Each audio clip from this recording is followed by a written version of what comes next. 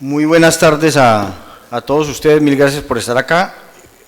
Agradecimientos muy especiales al presidente del Instituto Colombo-Panameño, Abel Zamorano, y al director del Congreso, a Mario Rodríguez, y un saludo a mis compañeros de panel. Tengo que decir que me han puesto un reto muy complejo, porque nunca había estado en un panel en donde los conferencistas les habían dado 20 minutos y hubiesen cumplido religiosamente los 20 minutos. Espero que el que peque no sea yo. Trataré de respetarlos a ellos y respetar al auditorio. Yo tenía cronometrado el tiempo a ver si yo también podía darme alguna licencia, pero veo que no. Bueno, entonces, como tenemos algún nivel de dificultad con la presentación, pero lo vamos a superar. Miren, yo voy a hablar de un tema que no es directamente el tema del consumidor, es un tema que guarda alguna relación, pero no es el tema del consumidor, sino es el tema de la libre competencia económica, de las investigaciones administrativas para combatir las prácticas antimonopólicas. Entonces, me veo obligado a hacer una pequeña precisión. El magistrado Camargo decía con total tino, así es igual en Colombia, así es igual en todo el mundo, que obviamente los derechos del consumidor parten de la base de que haya un consumidor, y ese consumidor es el consumidor final, es decir, el que compra bienes y servicios para consumirlos en su familia, en su ámbito privado. Para efectos de competencia, de libre competencia económica, ahí hay una variante. Consumidor es todo aquel que en una cadena de producción, en un mercado, adquiere bienes y servicios. Entonces, por ejemplo, un señor que hace camisas, para efectos de la ley de competencia, cuando compra botones, que se lo está comprando a otro empresario y tiene una relación empresarial que no es una relación de consumo, pero para efectos de ley de competencia, ese señor que está en la cadena comprando cosas a sus proveedores también es denominado consumidor. Entonces, cuando yo hable consumidor, estoy hablando de consumidor para efectos de competencia, no de técnicamente estatuto del consumidor. Lo primero es cómo los estados, vamos a hablar de políticas públicas para que todos podamos vivir mejor, en Alemania, en España, en Italia, en Colombia o en Panamá. Políticas públicas para hacer mejores vidas, para que la gente viva mejor. Entonces, empecemos por un tema importante. ¿Cuál es la visión que nosotros como Estado, o cuál es la visión que nosotros como personas comunes y corrientes tenemos que tener de la clase empresarial, y cómo los empresarios de un país se tienen que ver a ellos mismos cuando ellos se miran al espejo? Hay una frase de Kofi Annan, que fue secretario general de Naciones Unidas, que nos da una buena idea de cuál es el valor de los empresarios, de la existencia de la clase empresarial. Y él, palabras más, palabras menos, dice, es una utopía, o sea, no es la presencia de los empresarios en los mercados, en la economía, lo que nos condena al fracaso, al subdesarrollo. Al contrario, pensar en que el desarrollo económico y social, que la eliminación de la pobreza pueda llegar en un país sin el concurso activo de los empresarios, es absolutamente imposible. Entonces, ustedes, los que creen en Dios, los que no creen en Dios, han oído que a uno a la vida lo mandan con una misión. Entonces, ¿cuál es la misión para la cual mandó al mundo a los empresarios? Los mandó para generar desarrollo económico y social, y fundamentalmente porque ese desarrollo económico y social ayuda a disminuir lo que tiene que ser un empeño permanente de la sociedad, que son los índices de pobreza. Es decir, que de acuerdo con el desarrollo económico y social, todos nosotros vivamos mejor. Entonces hay una misión de política pública de la clase empresarial. Aquí hay una diapositiva que también me ayuda a ilustrar lo que quiero decir. Es una conversación entre dos personajes muy importantes de la política de los años 80, 70, 80 en Europa, que es Otelo Sarabia y Olof Palme. El primero es portugués y el segundo es suizo, y Son ambos, no sé qué un de aquí, son ambos dirigentes de izquierda. Y entonces, dos tipos de izquierda se sientan a hablar entre ellos, es una conversación entre estas dos personas, y el uno le dice al otro, le dice, en nuestro país, el portugués dice, en nuestro país nosotros queremos acabar con los ricos. Y le dice el suizo, también de izquierda, y le dice, ve qué raro, en nuestro país nosotros lo que queremos es acabar con los pobres. Ojo, el crecimiento económico y social de un país no se logra acabando a los ricos, se logra es acabando a los pobres, combatiendo la pobreza, sacando a la gente de la pobreza, y para eso necesitamos de los ricos, necesitamos de quien tienen el capital, de quien tienen el poder de invertir, el poder de generar empresa, porque solo generando riqueza podemos repartir riqueza. Generando pobreza, repartimos pobreza. Entonces, muy a título de titulares o si quiere de trinos, primero los empresarios vinieron a contribuir con su trabajo a eliminar la pobreza. Segundo, de lo que se trata en el mundo es de eliminar la pobreza. ¿Y cómo hacemos para eliminar la pobreza? Pues tenemos modelos económicos. ¿Y cuál es el modelo económico que rige en Panamá? ¿Cuál es el modelo económico de Colombia? ¿Cuál es el modelo económico de Brasil, de Alemania, de Italia, de Francia, de Japón, de Australia, de casi todos los países del mundo? Se llama la economía de mercado. ¿Me ayuda a pasar esa diapositiva, por favor? No sé qué me pasa acá. Se llama la economía de mercado. Esa economía de mercado tiene un pilar fundamental, tiene una regla, tiene un dogma fundamental la economía de mercado. ¿Cuál es? Que el mejor regulador de las condiciones de mercado es… ¿Quién se sabe eso? El mejor regulador de las condiciones de mercado es el mercado. Ojo, ¿eso qué quiere decir en una economía de mercado? Que el peor regulador de las condiciones de mercado es el Estado. No hay nadie más desafortunado para regular condiciones de mercado, precio, producción de un bien, condiciones de servicio, que el propio Estado. Luego el Estado, si quiere poner a funcionar la economía, el modelo económico, para generar mayor bienestar social, tiene que evitar regular las condiciones de mercado en una economía de mercado y dejar que las fuerzas del mercado interactúen y regulen las condiciones, entre ellas una muy importante, el precio de los productos. ¿Ok? Bueno. ¿Me ayudan a pasar es que no me está funcionando, ¿me ayudan a pasar la presentación, porfa?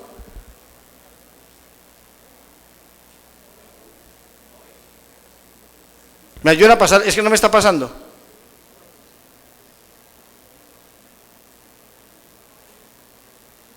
¿Te trabó o qué? Dale, sigue. La que sigue. Bueno, un poquitico allá se destrabó. Listo, bueno. Entonces, la libre competencia económica en los países donde existe economía de mercado, la libre competencia económica constituye la columna vertebral de esa economía de mercado. Es decir, para que la economía de mercado ayude a generar reducción de la pobreza, ayude a generar riqueza, pues requiere de un Estado que proteja la libre competencia económica. ¿Qué es la libre competencia económica? Ahorita hablaban de los derechos de los consumidores. Los derechos de los consumidores es lo que se llama un interés colectivo, un derecho colectivo. Es decir, un derecho que le pertenece no a nadie en particular, sino que le pertenece a la sociedad, nos pertenece a todos en común y pro indiviso. La libre competencia económica también es un derecho o un interés colectivo, nos pertenece a todos, todos somos titulares de ese derecho colectivo. Entonces, cuando alguien participa en un mercado y viola la competencia económica, está violando un derecho ¿de quién? Un derecho de todos. ¿Y quiénes somos todos? 48 millones de colombianos, 4 millones de panameños, millones de empresarios aquí y allá. ¿Ok? Entonces estamos hablando de un derecho colectivo. ¿Y por qué es un derecho colectivo? ¿O qué pretende las normas de competencia? Las normas de competencia pretenden garantizar esas tres cosas. Es decir, ¿por qué debe haber una autoridad de protección de la libre competencia económica que todos los días se levante a proteger el modelo económico con cierto nivel de eficiencia, proteger la libre competencia? Porque es absolutamente indispensable para generar riqueza, para reducir la pobreza, que esa libre competencia cumpla esos tres propósitos que están ahí. Uno, el bienestar general de los consumidores. Dos, el adecuado funcionamiento de los mercados. Y tres, la eficiencia económica. ¿Qué es eso del bienestar general de los consumidores? Entonces miren acá, la libre competencia es la columna vertebral de la economía de mercado, pero el corazón de esa economía de mercado, ¿quiénes somos? Los consumidores. Sin los consumidores, la economía de mercado no funciona. ¿Por qué? Un productor de pañales, ¿de qué vive? ¿De qué vive un productor de pañales? Algunos dirán, de hacer pañales. De hacer pañales, pues no vive de hacer pañales, vive de vender pañales. Y un señor que produce carros, que hace carros, produce no de hacer carros, de venderlos. Entonces, para él poder generar riqueza y ser un agente económico que genera riqueza, necesita de los consumidores. Ahora, ¿en qué ambiente los consumidores se ven más favorecidos? En la medida en que existan varios proveedores en un mercado, 2, 3, 4, 5, 6, 10 proveedores en un mercado, todos compitiendo entre ellos, matándose por conquistar ¿qué? Nuestro corazón como consumidor, nuestro corazón. ¿Y cómo se conquista el corazón de un consumidor? Depende de muchas cosas. Depende de lo que el consumidor quiera, depende de lo que le estén ofreciendo, depende de muchas variables, depende del servicio, depende del precio. A veces el corazón está súper cerca de la billetera y entonces uno compra barato, pero a veces no, uno compra de calidad. Entonces hay una cantidad de elementos que son las que sirven para que el consumidor adopte una decisión de compra, y entre más opciones tenga el consumidor, entre más pretendientes en términos de conquista haya detrás de un consumidor, ¿quién será el beneficiado de esa guerra entre productores para ganarse el corazón del consumidor? Pues el consumidor. Entonces, por eso necesitamos que los empresarios compitan entre ellos, porque compitiendo entre ellos nos van a dar mejores precios, más baratos, con más servicio, con más tecnología, con mejor servicio al cliente, nos van a dar más por menos. Cuando no compiten o no hay competencia, pues todo lo contrario, nos dan menos por más. Nos dan menos servicios, nos dan más caro, nos ven menos productos, nos atienden más mal. Bueno, otro elemento fundamental de la libre competencia. ¿Por qué hay que proteger la libre competencia? Porque la competencia, señores, ya somos empresarios, olvídense del consumidor, somos empresarios. 4 señores que producen papel higiénico. Si esos señores compiten entre ellos, ¿a qué le temen? Le temen a que cualquiera de ellos haga mejor las cosas para ganar más consumidores. Y si cada uno de ellos hace mejor las cosas para ganar más consumidores, y ese es el temor, todos harán un mejor esfuerzo para ganar el corazón de los consumidores, y al final ¿qué queda? Quedan mejores empresarios. La competencia hace mejores empresarios.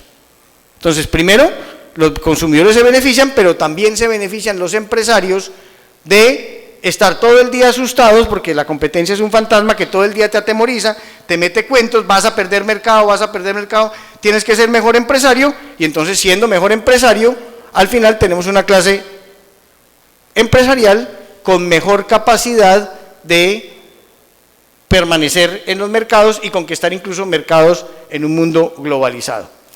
Y lo tercero es un tema de eficiencia económica. Los carteles empresariales. ¿Qué son los carteles empresariales? Los carteles empresariales son un club ilegal en donde hay 2 o 3, 4 o 5 empresarios que pertenecen a un mismo sector de la economía, que entre ellos se ponen de acuerdo para no competir. Es decir, entre ellos se ponen de acuerdo para mangualarse de en contra de los consumidores, para darle a los consumidores menos por más. Entonces, ejemplo, le ponen un cartel de precios, le pone un precio mínimo, entre los empresarios acuerdan que nadie pondrá en el mercado un determinado bien o servicio por debajo de un determinado precio. O que en vez de competir, repartámonos el país y usted coge el norte, yo cojo el sur, usted coge el oriente, yo cojo el occidente y cada cual es monopólico en una zona del país y entonces el consumidor ¿a qué queda sometido? A lo que ese productor monopólico, gracias a un cartel, le ofrezca. Los carteles empresariales producen unos incrementos en los precios entre el 30 y el 50% de sobreprecio. Y entonces cuando ellos cobran más por un cartel, en virtud de un cartel, por un precio o un servicio, ¿quién es el perjudicado? El consumidor, porque tiene unos recursos limitadísimos. Y esos recursos limitados están cada vez siendo menos eficientes porque le toca disponer de más recursos para comprar algo que pudiese comprar disponiendo de menos recursos. Y ahí no piensen en los ricos, piensen en los pobres, piensen en las personas que se ganan el salario mínimo, que con los escasos recursos del salario mínimo están gastando mucho más recursos de los del salario mínimo para comprar lo que podrían comprar mucho más barato. Y no porque unos señores empresarios, no por nada distinto que unos señores empresarios se pusieron de acuerdo para confabularse en contra de la sociedad.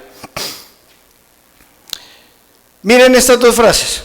La primera, que es de la OCDE, la cartelización empresarial, ponerse de acuerdo entre empresarios para defraudar al sistema económico, defraudar a los consumidores, apropiarse de forma ilegal de recursos de los consumidores, meterle todos los días la mano al bolsillo de los consumidores de forma ilegal, es la peor conducta en la que puede incurrir un empresario.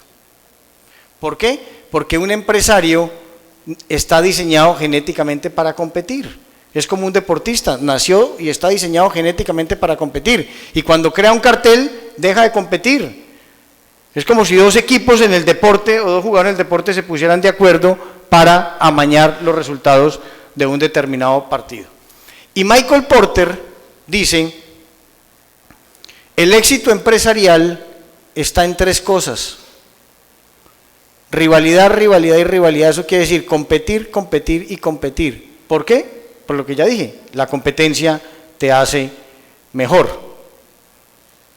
¿Qué es la competencia? La competencia es un fantasma, señores. La competencia es un fantasma que todos los días levanta un empresario a las 5 de la mañana, le toca la espalda, lo despierta y le dice, levántese a trabajar. Y como es mejor dormir que trabajar, el fantasma le dice al empresario una cosa que es súper convincente, que puede ser verdad o puede ser mentira, pero es súper creíble. Y le dice, levántese a trabajar porque su competidor ya se levantó a trabajar. Y cuando dice eso, el empresario queda absolutamente bañado, vestido y peinado y se va a trabajar. Y por la noche, cuando el empresario está cansado y se quiere ir para la casa, el fantasma le dice, ¿y se va a ir? Sí, no, es que estoy cansado. Le dije, pues no se vaya porque su competidor sigue en la oficina trabajando. Y cuando va y mira la maquinaria, le dice, cambie la maquinaria. ¿Por qué? Porque es que su competidor ya la cambió o la va a cambiar.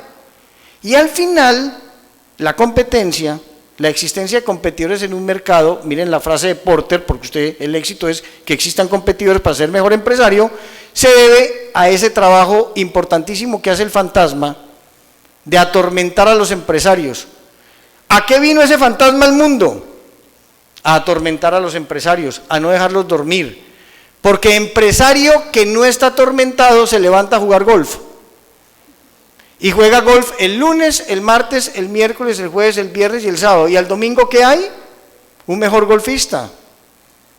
Y la sociedad no necesita de empresarios golfistas, necesita de buenos empresarios. Porque solo en la medida en que sean empresarios buenos son eficientes. Y solo siendo eficientes trasladan las eficiencias al consumidor. Y solo ellos siendo eficientes nosotros vamos a poder comprar más por menos. Y esto que es del deporte, ya con esto voy a terminar. Estos dos ejemplos, uno del deporte, ustedes los conocen, un señor que se llama Roger Federer, otro se llama Rafael Nadal. Roger Federer es el mejor de la historia, eso nadie lo dude, y uno de los mejores de la historia es el señor Rafael Nadal, tampoco lo duden. Nadal inaugura una academia de tenis en España, invita a Roger Federer, y Roger Federer, en el discurso de inauguración de la academia, le dice: en mis 17 años de carrera, Federer a Nadal. Hago una aclaración. Son muchísimas veces más las que Nadal le ha ganado a Federer que las que Federer le ha ganado a Nadal. ¿Ok? Eso en el deporte se llama que Nadal tiene de hijo a Federer, siendo Federer el mejor de la historia. Entonces Federer le dice a Nadal: en mis 17 años de carrera tú has sido quien más me ha inspirado, más me ha influenciado, quizás para hacerme el jugador que soy ahora, por tu mano izquierda, por tu spin, por la manera en que pones tu intensidad en la pista, tuve que reinventar mi juego por completo y eso es debido a ti. Entonces la pregunta es, señores, ¿cómo se llama el fantasma de Roger Federer? Se llama Rafael Nadal. ¿Listo? Pero ustedes dirán, bueno, entonces estamos hablando de deportes, no del mundo empresarial. Bueno, y eso, pensar así llevó a Nadal a esto, a ser el mejor de la historia. Bueno, y ya para terminar, miren este ejemplo del mundo empresarial. Ustedes reconocen ahí BMW y Mercedes. Resulta que Mercedes-Benz tiene 130 años de existencia. Y BMW tiene 100. Entonces, cuando hace como 2 o 3 años BMW cumplió 100 años, la Mercedes le hizo un homenaje y sacó un comercial de televisión, y esa es la secuencia más o menos del comercial de televisión, y la Mercedes le dice a la BM: te felicito por tus primeros 100 años, por tus 100 años. Y le dice a continuación: ¿cómo fueron de aburridos los primeros 30? ¿Cómo se llama? Ahí le está reconociendo que la Mercedes es la Mercedes porque existió la BM. ¿Cómo se llama el fantasma de Mercedes-Benz? BMW. ¿Cómo se llama el fantasma de BMW? Mercedes-Benz. Podemos seguir. Coca-Cola, fantasma, Pepsi-Cola. Pepsi-Cola, fantasma, Coca-Cola. ¿Listo? Entonces, señores, termino con decir: los estados como Colombia, como Panamá, como México, como Alemania, como España, como Francia, como Japón, como cualquier estado que base su modelo económico, su desarrollo económico en una economía social de mercado que tenga por objeto reducir la pobreza, aumentar el desarrollo económico y social como elemento básico para reducir la pobreza, para que la gente viva mejor, necesita gozar de una autoridad administrativa, de policía administrativa, de policía económica, ACODECO, acá, la Superintendencia de Industria y Comercio en Colombia, la Bundeskartellamt en Alemania, la Federal Trade Commission en los Estados Unidos, el Departamento de Justicia en los Estados Unidos, la Comisión de los Mercados de España. Necesita gozar de una autoridad que tenga capacidad para investigar y detectar carteles empresariales en la economía. Y requiere que esa autoridad, además de gran capacidad de investigación, tenga gran capacidad sancionatoria. Porque si no es a través de una gran capacidad sancionatoria, no habrá la posibilidad de que los empresarios se porten bien, que cedan ante la tentación que es cartelizarse. Ojo, ¿qué ha pasado en Colombia en los últimos años? Hemos hecho una cantidad de cosas importantísimas, hemos sancionado, miren, en Colombia todo tipo de carteles en los últimos 5 o 6 años. Cartel de los pañales, cartel del papel higiénico, cartel de los cuadernos, cartel del cemento, cartel de la seguridad privada, de agencias de modelaje, de pilotaje práctico para parquear buques, es decir, una economía colombiana totalmente cartelizada. Estoy hablando de carteles empresariales. ¿Ok? En Panamá, señores, con esto me voy, en Panamá no van a poder desactivar carteles empresariales si no fortalecen a la autoridad de competencia y si no aumentan la capacidad sancionatoria de la autoridad de competencia. Es absolutamente increíble que la autoridad de Panamá, frente a una investigación para sancionar carteles empresariales, detectado el cartel empresarial, la multa vaya a ser de 1 millón de balboas, es decir, de $1 millón. La existencia de esa exigua capacidad sancionatoria lo único que hace es incentivar la cartelización, las prácticas anticompetitivas. Así estábamos en Colombia hasta el año 2009, la multa también era de $1 millón. Hoy las multas son de más o menos $25 millones por compañía, por infracción. ¿Y saben cuál es el reto de Colombia? Legislativamente hablando, modificar esa capacidad sancionatoria para hacer lo que hacen los países inteligentes, que son los países europeos, los Estados Unidos, en donde el tope sancionatorio es derivado de un porcentaje sobre el valor de las ventas de la empresa, por una razón. $1 millón no es plata para nadie en el mundo empresarial de la cartelización. $20 millones ya es 20 veces más que uno. ¿Pero eso es mucha plata o es poquita plata? Depende. Depende a quién le estás poniendo la multa y por qué le estás poniendo la multa.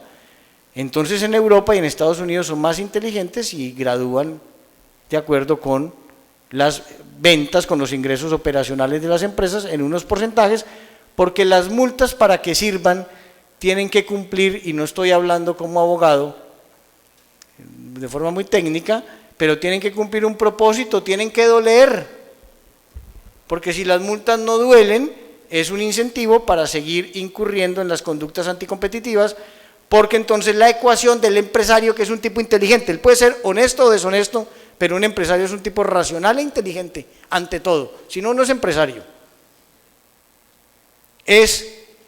Ya lo dijo Gary Becker, Premio Nacional de Economía, es un libro que se llama, un ensayo que se llama Crimen y Castigo, como la novela de Dostoyevsky, en donde dice es que el infractor de la ley, el potencial infractor de la ley, pues hace una ecuación entre 3 elementales supuestos. El primero es ¿cuánto me voy a ganar si violo la ley? Segundo, ¿qué capacidad existe de que me cojan violando la ley? Y tercero, ¿cuál es la sanción que me van a imponer el día que me cojan? Y esas 3 variables las meten en una licuadora y después de eso toma la decisión de violar o no la ley. Necesitamos autoridades fuertes y gran capacidad sancionatoria. Gracias.